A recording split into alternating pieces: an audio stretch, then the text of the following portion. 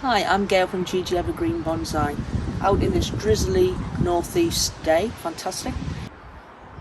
Yesterday I was at a workshop with Caz Scott with other members of Tees Valley Bonsai Society, and we learnt how to repot pines.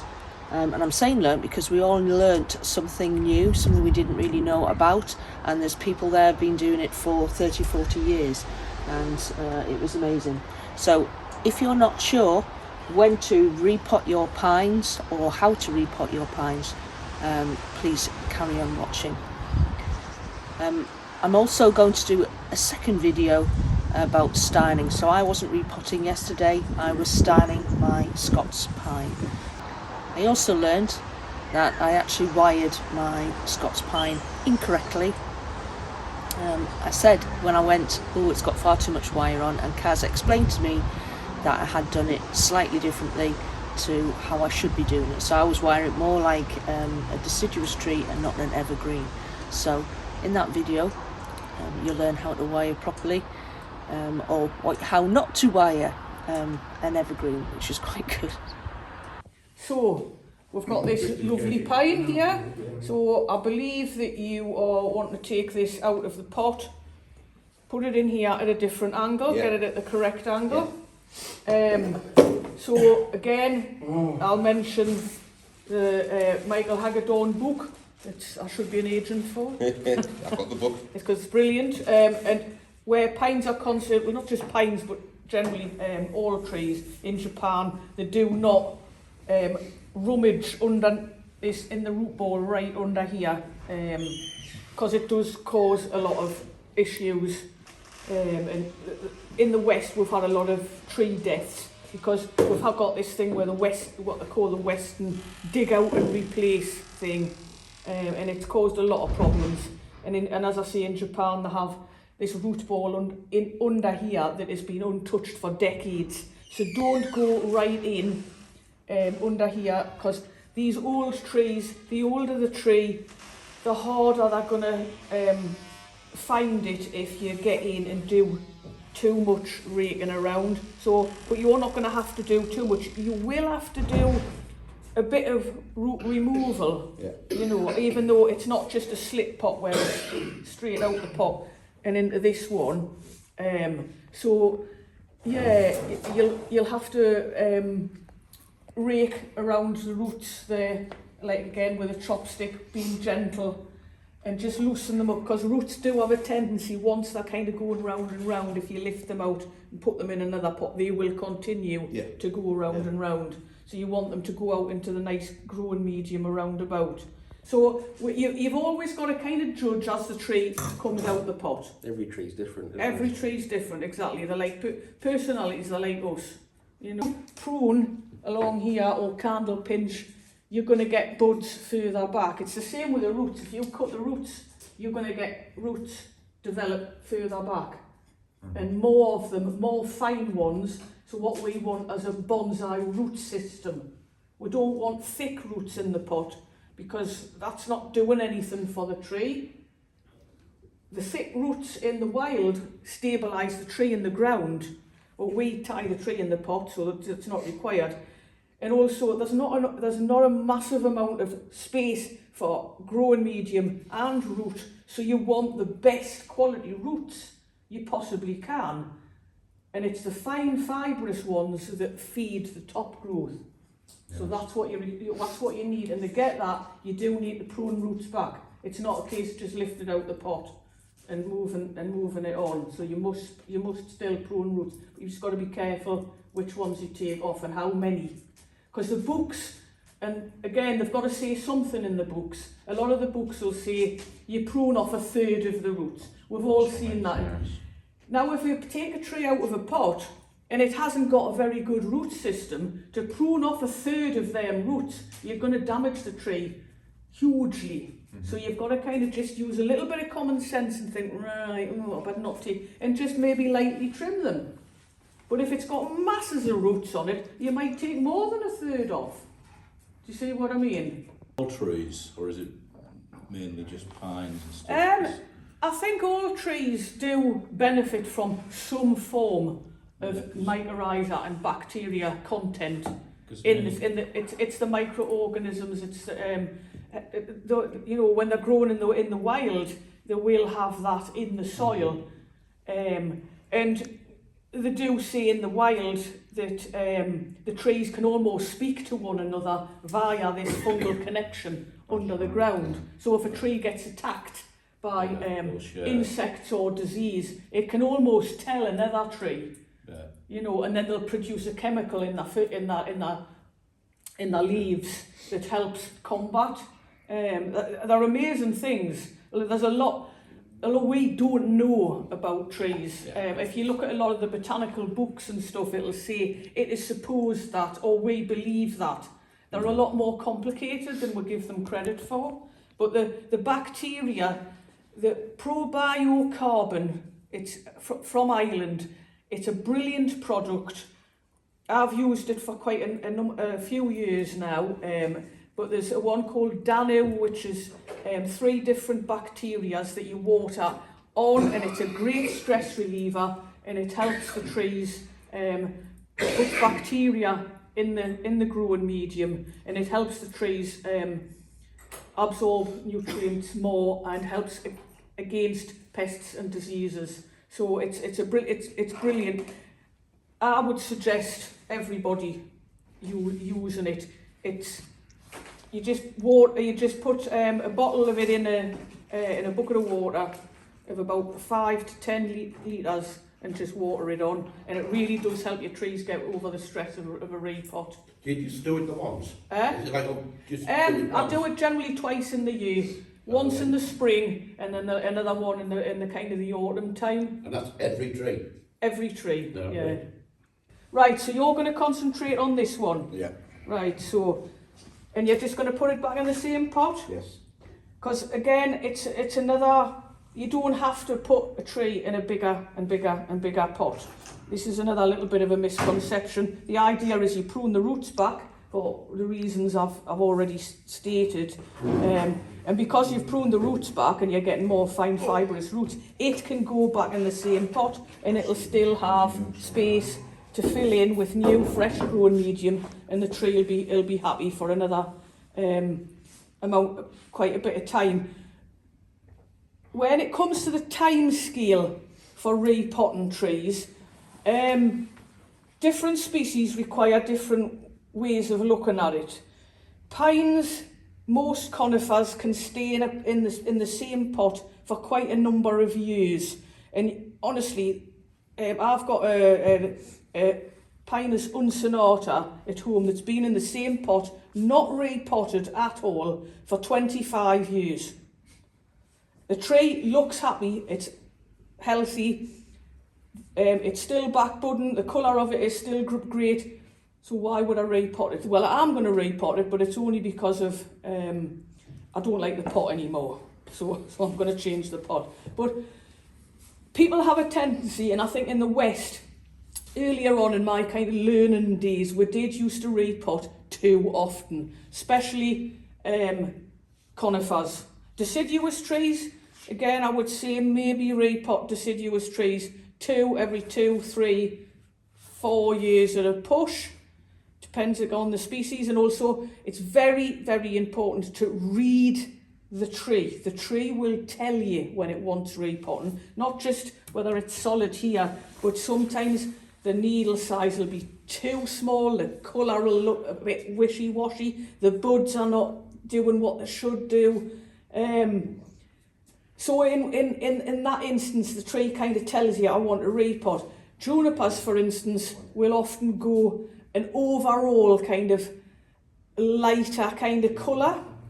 It's not that sickly colour, but people will see them go to a slightly yellower colour, if you like, or a lime green colour, and automatically presume it's getting too much water. And it's not. It's because it wants a repot. It's just crying out for a little bit more space.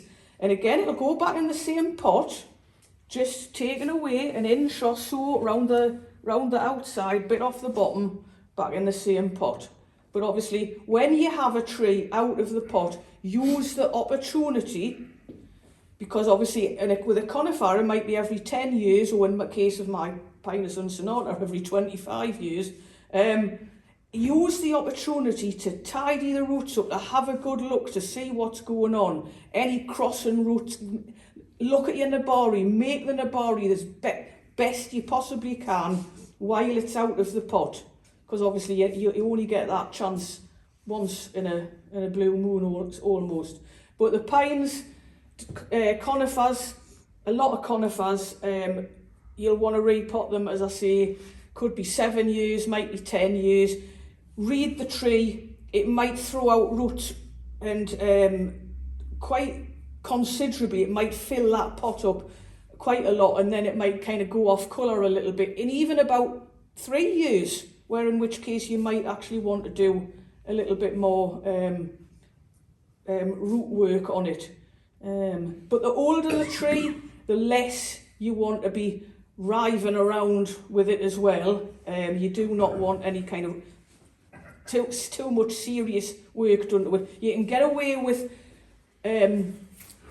more kind of serious root work on a younger tree that's in development than you can with an older tree. An older tree will not let you get away with too much. So just be gentle and respectful and be patient with your tree. It's going to be a bit of a job getting that out the pot. Might not be, you never know. Because it's been in there for quite a while, hasn't it? Yeah. So, yeah. I was just going to ask you about these roots. Yeah. On the top of the adventitious roots, they've come out from there. Some of them roots there, I think, when you get it out the pot, and we'll have a little kind of gentle rake at the surface and have a look at what's going on around the circumference there. Some of these kind of strappy roots here, we will, depending on what's attached to the other end, but we will dispense with, say, that one there, these ones around here. I think some of them will go. But we're going to see what they're attached to. Yeah. But I can almost guarantee that some of these ones here, they can just go. And it'll just tidy up. And this is what I mean, use the opportunity to tidy your tree, the nabari up as best you can when it's out of the pot, because it doesn't happen as often as what we do when we work on the top bit. We all like to work on this bit, but what's happening down here is extremely important to what is going on up here. So if you've got a root system that's not going as well for the tree as it could be, and the top growth is kind of, it's not doing as well because the roots aren't doing so well, don't be tempted to work the tree. Leave it alone, find out what's wrong, get it out the pot, have a look at the roots. Is it being too wet? Is there root rot in there? Have you got vine weevil grubs? Is it just too tight in the pot? Is it congested? And tackle it, and then leave the tree alone. Get it de-stressed, and then once it's recovered, then we can play with the top bit, which everybody likes to play with. Which leads us on and also going on about aftercare. Aftercare for trees that have been, well, most things done to them extreme-wise, any extreme bends or anything, but particularly repotting. Don't put the tree back out in the blazing sun, a little fat chance here, like, but you don't want to put it out in the sun. You want to keep it out of any gales or any kind of extreme wind. No frost. Never ever let the growing medium dry out when it's just had a repot. That's going to give you real issues. So just be careful. If you have to go away and you've got for a day or two and you've got some trees that have been repotted, I just put a wet towel around the top of the pot just so I know that tree is not going to dry out. These things are all really, really important. Right. A bit of a major repot on this as well. Yeah, I've had it about 4 years, so I know it hasn't been repotted in 4 years. Right, right. And it probably, Tony owned it, and I think Peter Cannell owned it, so it could be 6, 7 years since it was last repotted. It might even be longer. Right. So, well, I mean, you can see again where it's only been taken up to about here. Yeah. You can see that kind of line around there. But obviously, when it does get taken up to that, the the roots are kind of ruffled up a little bit, you obviously want to, so that they can then start to grow nicely into that new fresh growing medium. So sometimes also what I'll do is in this bit here that does get a bit solid, you can either poke a chopstick in a little bit or even use a drill. Yeah. You know, just to kind of put some holes in that. But what I would also say is, I know moss, people do like a bit of moss on the top of their trees. Generally, the trouble is here, it's our wet. That's why you get all the flipping moss. But if you scrape underneath, it's actually really dry. So yes, although pines do like a bit of dry, obviously, like everything, there's a limit.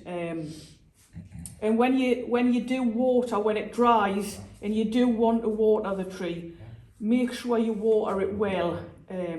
It's very easy to walk around with a hose pipe and just do a little squirt and then onto the next tree, and even come back and do another little squirt. But what I've noticed is sometimes when we've been doing some repotting with some other students before in the past, the top surface is wet, but when you scrape down, it's bone dry underneath. But when you water that tree, the water will sit on the top. Yeah. It's not penetrating through. So it's due a repot. So it wouldn't surprise me when we take it out if it's dry underneath. Yeah. Start seeing mycorrhiza on the top of the pot like this. Sometimes, not always, but sometimes it's colonising the bottom of the pot quite a bit as well. Is that the white? That's the white, yeah. If it's the wrong time of the year, obviously you might find it at the wrong time of the year, you can just stick a chopstick up it or a drill through it just to loosen it up and let it drain through properly, and just keep an eye on it. Do you know what I mean? And then wait for an appropriate time of the year to do a proper repot. Would you drill through the drainage hole? Yeah, Is you that can what do. you say? That way into the tree, yeah. rather than go from the top down. Yeah, well you can do that at the top, but you can go up through the drainage hole as well. But that would then open the hole back up, wouldn't it? Again, it's a bit of a pine repotting workshop this. Again, I would be tempted to take some of the moss off the bottom of the nabari there, because it does slowly start to grow up the trunk, and if it grows into the bark, it's harder to get rid of. Where's Neil? Oh, he's there. How can I miss you with your pants on? Well, actually, I should rephrase that. That sounded terrible, that. Rephrase from with your pants on. I didn't want you to take them off. Yeah, because if the moss grows up the trunk and gets in amongst the bark, it's a bit of a git to get off. So, but you can see you've been starting to take that off, so that's good. So, but these are really nice little trees. They will benefit. How long did you say that had been in there again? 3. 3 years. So it's pretty solid, but it's quite small pot. But what I was also saying before, Neil was on about this one here and how the needles are nearly always big on it. If you think about it, that tree has got more ramification on than this tree. So therefore, if it's got more ramification on, it's got more twigs, it's got more needles. So therefore the tree can reduce its needle size down to do the same amount of work as what that does. You see, it's got this has got less on, so it really feels like the needles need to be bigger to photosynthesize for the tree, right? But also, when you're feeding the tree, a tree that's at a finished stage of development, you do not want to be feeding your pine from about kind of mid to the end of April. You know, depending on the weather, try not to go off the calendar, try to read the tree and look at the weather. If you see the tree, the needles starting to peel away from the candles, you need to stop fertilising, right? Because if you don't, them needles are just going to get bigger and bigger and bigger because there's a lot of nutrients going in. So, but this is just a finished tree, right? A finished or well-refined tree. You need to hold back on that fertiliser feed in the spring, in the early spring, and then when the needles have matured at the end of the summer or just going into autumn, you will then start fertilising again. Because if you fertilise through the growing season, when the needles are still growing and soft, they're just going to get too big. So back off the fertiliser. But with this tree, it's not at that stage yet. So I think you need to forget about the needle size on it, and you need to think about building the ramification on it. And to build the ramification on it, you need to get in at the end of the summer and do some pruning with scissors. And that's going to get back budding, it's going to get more ramification, and with the more ramification, the needle size itself is going to come down, right? But with a tree in development, feed. And also, don't candle prune a tree at this stage in its development as well. Right, people candle pinch too early in a tree's development. You might want to you want to be candle pinching this one, certainly in some areas, to keep it fairly compact. But with this, you want to get it growing and get vigour into it. And then once you've got vigour into it, then you want to get in with the candle pinching. You are. Yeah, it's just from the side you can see that bit is kind of lifting up a bit. It wants to be pulling down. Yeah. So what's that then, Neil? That's my horizon, that. And is it good to have it at the bottom? Yeah, it's a fungus, which pine trees love.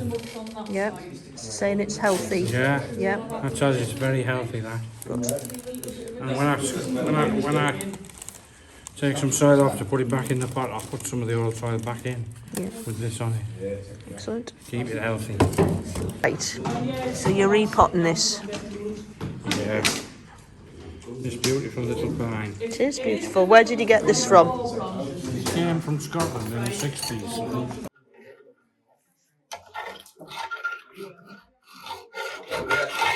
So you're removing, is it an inch around the outside? And then pulling it out? Get it out of the soil on the outside. Yeah, So lift the pull it pot. out, yeah. Can you see it's got a lift on the pot? Right, okay, so... We've got to try and get underneath that. Right.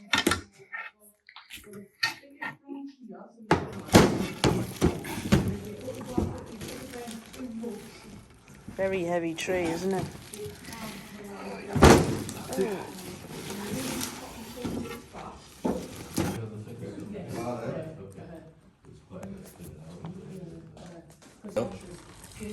As many as you want.